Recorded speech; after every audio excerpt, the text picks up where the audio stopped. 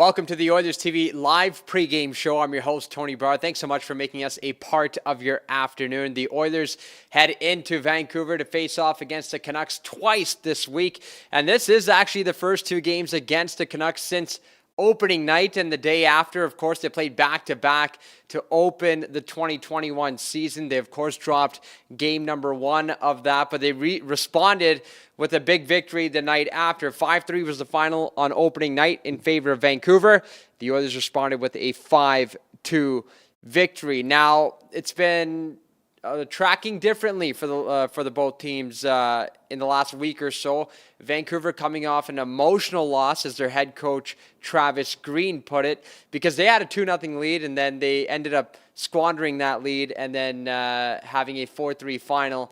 And they really felt like they should have won that game. They were off to a great start. They played well in the second period, but just couldn't hold it in during the final half of that game. Meanwhile, the Oilers are trending in the upwards direction, 9-2 in their last 11 games, as they look to continue to build on what they've called confident hockey. They're playing tough in the corners. They've tightened it up defensively. They're getting good goaltending.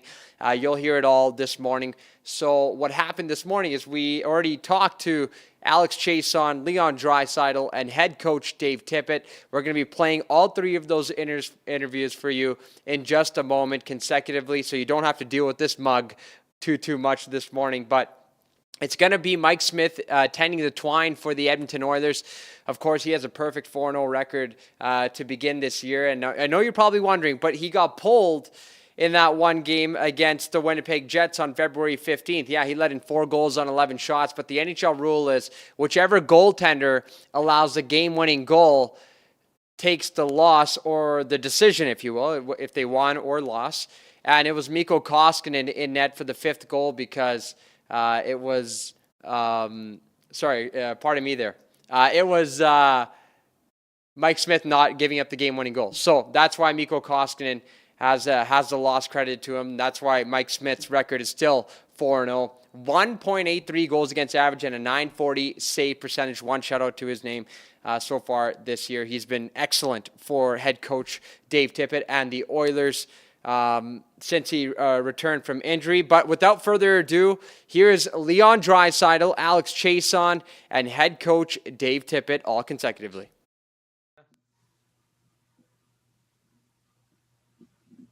Jim Matheson, Post Media.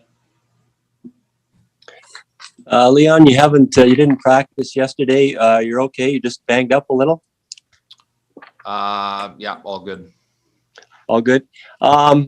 You haven't played Vancouver in a long time, and the first 2 games of the season aren't really a true barometer to how your team is. What do you expect to see from them? Yeah, I think they're going to be desperate, obviously. I don't think they had the start that they expected or wanted. So, yeah, we obviously have to match that desperation, and we're looking to separate ourselves from teams more and more. Other Hands Media, Mark Spector, Sportsnet. Hey, Leon.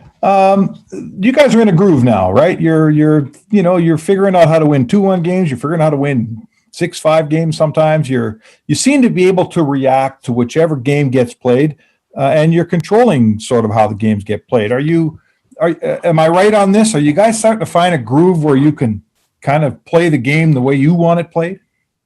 Yeah, I think that's what good teams. Welcome back. We're joined by Alex Chiasson. Again, if you have questions, please use the raise hand function.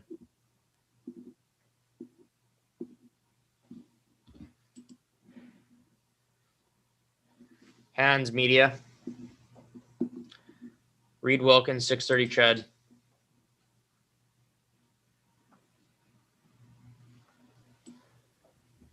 Alex, has I don't know if mood is the right word, but any feeling around the team changed since it's been Smith and Koskinen back together like it was all of last year? I mean, I think Smitty's a huge part of our team. He brings a, big element of leadership in the locker room. And I think as a team, we feel pretty confident in both our goalies.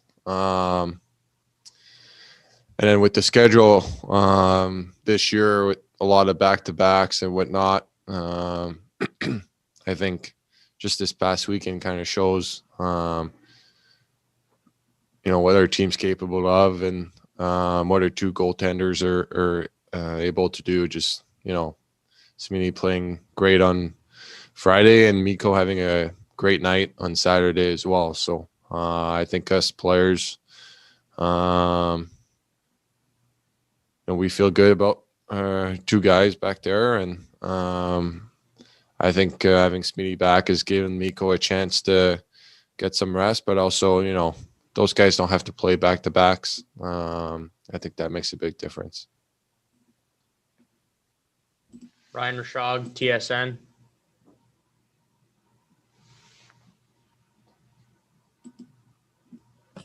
No, you got me now, Alex? Yep. Okay. Alex, do you think that the turn that your guys' game has taken on the defensive side, doing a little bit better job of locking things down, do you think that are there qualities that lead you to believe you'll be able to stick with that? Is that getting built into your game now, or is it something that you're doing a good job of in the moment, but it takes some time for that to become second nature? Yeah, I mean, I think that stuff doesn't happen overnight. We've been working on that for as long as I've been here. So we've done a much better job. I think the biggest thing is we've done a much better job of two things is, being quicker, jumping in battles in our defensive zone, and being harder in front of our net. I think those two things have made a big difference in our game, and we're not playing as much in our own end. And I don't think it's part of our DNA yet. I think we're still working at that, and which makes us want to keep getting better and day after day. So those are a key thing for our team. I think offensively we've shown that we're capable of playing with anyone in this league. I think our defensive game has taken a big step here in the last maybe 10, 12 games. We got to keep that going. Lots of the time, the narrative has been, that if McDavid or Draisaitl aren't able to come up with the offense necessary, that the team was going to struggle to win games. That was, in the past. How does that, when that's the discussion point, as depth guys who want to be contributing and want to be making that difference, how did that affect you? And how much better is it in this moment where, four lines are rolling, lots of guys are contributing, and you're winning team games? Yeah, those guys are great. Those guys are two of the best players in the league. You can't rely on them to win, every night, and more so into the playoff. So I think as a team, we've kind of taken, I don't even know if we've talked about it. I think everyone's kind of realized that, those two will do their thing. They'll get their ice time, they'll get their opportunity. But, I think as a team, we've realized that, or at least personally, you realize that, you can't just rely on them every night. And when you get guys starting to contribute throughout the lineup, I think it gives our team a little bit more identity, gives guys confidence, and it gives the head coach a chance to play more guys. And those guys don't have to play 25 or 26, 27 minutes. So, I'm amazed every day practice or play with those guys. They have so much talent, but we can't rely on those two just to take us to the end. Mark Spector, Sportsnet. One of the points you make about getting defense into your DNA takes me to Adam Larson. He's playing really well, and when he plays well, he doesn't get points, but he, the things he does, you can see he's a tangible part of keeping the puck out of the net. What, in terms of this transformation that you guys want to be a solid, staunch defensive team, is he in the middle of that? Is he part of that? He's probably the first guy. may not do all the flashy plays or whatnot, but when he's on the ice, he's hard to play against, and he brings that element on our team that it's those are the types of players that they're hard to find. Play that way every night. It's a different way of leadership, I would say. I think personally, you trust yourself like Lars to play that way every night. That means you're bringing it, and you're putting your heart and your body, on the line every night. And he's done a great job for us. I think he's been really solid for us back there this year. Thank you, Alex. Jack Michaels, 630 Ched. Alex, kind of half joking here, but knowing how much pressure you put on yourself and just the competition for power play time this year, how much of a relief was it to get one on the board on the power play the other night, considering how many chances you've had this year? Yeah, I think the looks have been there this year. It just kind of didn't really go in for me, and but I thought our power plays kind of come along here together, a unit. I think Tice is starting to feel better. He shoots the puck a lot more, maybe than Clef did. So I think for me, it's kind of get a feel for that. It's nice to get rewarded, but I think I've talked about this before. It's not just the goals for me on the power play. I take pride in retrieving pucks or being in front for some of those goals. They all count, and I'm just doing what makes me a good player on the power play, and I take pride in that. I do my best to bring it every night, and but sometimes it's nice to get rewarded as well. Rob Trichkowski, Post Media. Alex, just the guys who are out of the lineup or have to come out of the lineup for whatever reason, taxi squad or whatever. It seems like when they come back, they're a lot better than when they left. And then, looking at you and maybe Jujar as a couple of prime examples. Why is that? You don't want to go back there. Yeah, just asking the Ben nuts. Yeah, I do. Just why are guys better when they return from being out of the lineup this year?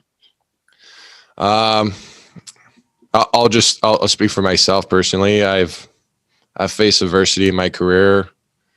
I've found a way almost every time. So I bet on myself. I've been on PTOs, all the above. So I didn't think I had a great start. I don't think my start was bad as well. I had a few opportunities to score, and they didn't really go there for me. And then I didn't play for a while. And then I think the biggest thing for me is, I think physically I felt good. I think mentally it probably wasn't where I needed to be. And now, you look at the past week or so, the past 10 days, and, my ice time has gotten a lot better. Put a few points, a few goals. Tough to take me out now. Exactly. Talking to some of the guys who've been on there, they say that the atmosphere is really good, that that's a big reason for the success of the guys when they return, that everybody is made to feel that they're important, that they're involved, and that, be ready when you get back. Yeah, I probably should have touched on that earlier. I think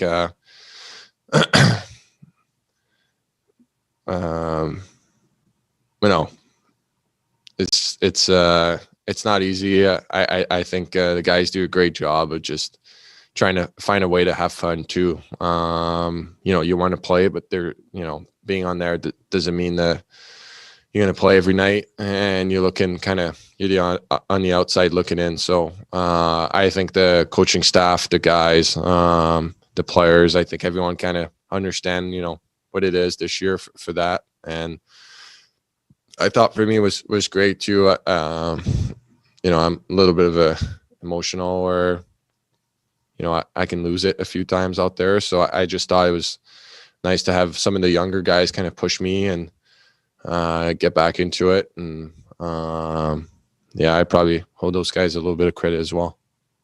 Quinn Phillips, Global. Hi, Alex. Vancouver is obviously struggling right now. They gave up a 2-0 lead to end up losing against Winnipeg the other day.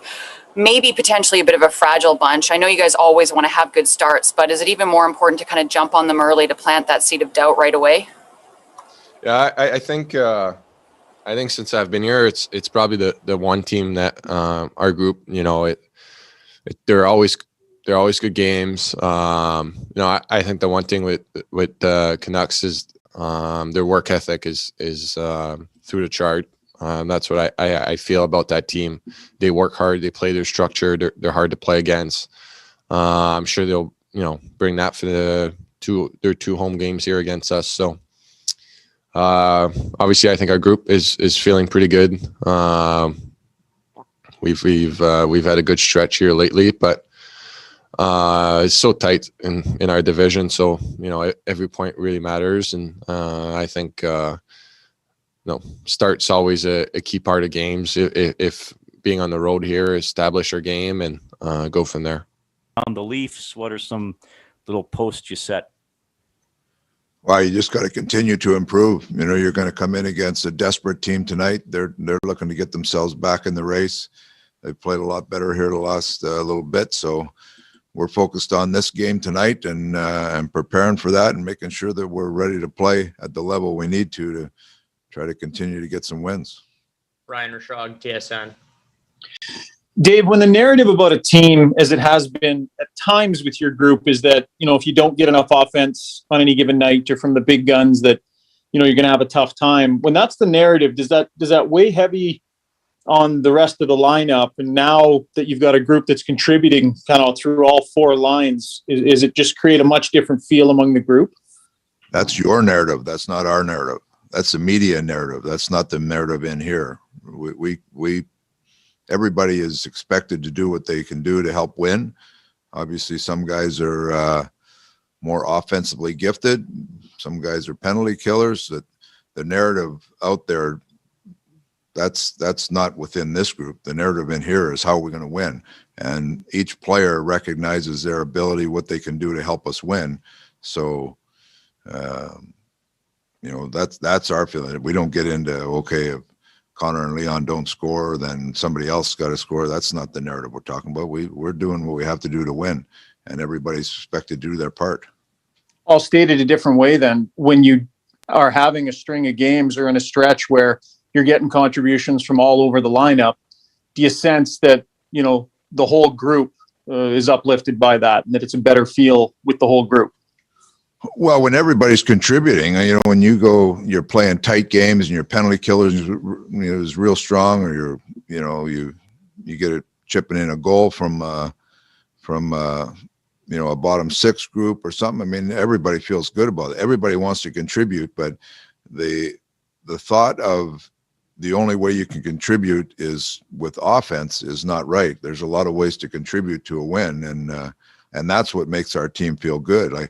I think Connor and Leon, they like to contribute defensively or out there. When we're playing against an empty net, they know they have to play well defensively to help us get a win. So I think the narrative sometimes is too skewed towards offense, and Connor and Leon, and our narrative in here is always skewed towards playing a strong team game and everybody committed to doing what they do best to help us win.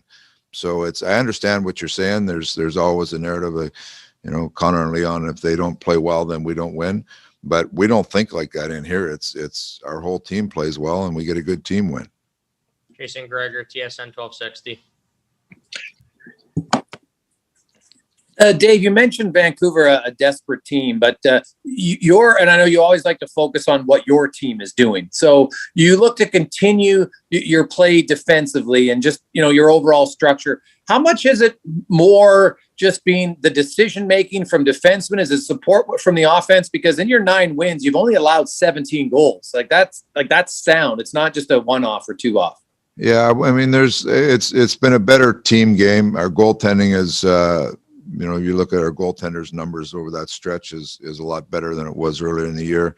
I think we're finding some rhythm in our game, how we want to play, the structure we want to play. That being said, like we've talked about it for the last day and a half here, and part of it was that game, the second game, Calgary, we got loose in the second half of that game, and we gave up more chances than I'd like to see us give up. I love winning 7-1, don't get me wrong, but we come in here and play loose like that, we're going to be behind it tonight. So our focus has got to be to defend well, do things well without the puck, as well as play well with the puck. So both those go into creating offense and keeping goals out of your net. So we're finding a happy balance there that's helped us win, but we have to continue to focus on that to make sure we're getting better going forward. And some lineup questions for your third pair on defense. I know you said Ethan Bears maybe yesterday. Will he play? And then what about James Neal? James Neal is not available. He's not on the trip with us. He's unavailable to play, so he's out, and we'll figure out where we are with all the rest of it after the skate this morning. There's a couple guys that have to skate and would have to get clearance to play. Jim Matheson, Post Media. What will you miss most with Cuckoo out?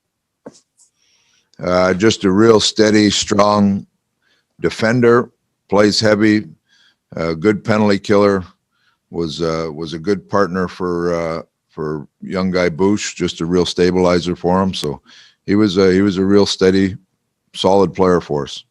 We'll have to somebody's going to have to come in and really do the same job that he was doing and give us solid minutes. And who is your starting goalie tonight? Mike Smith will start tonight.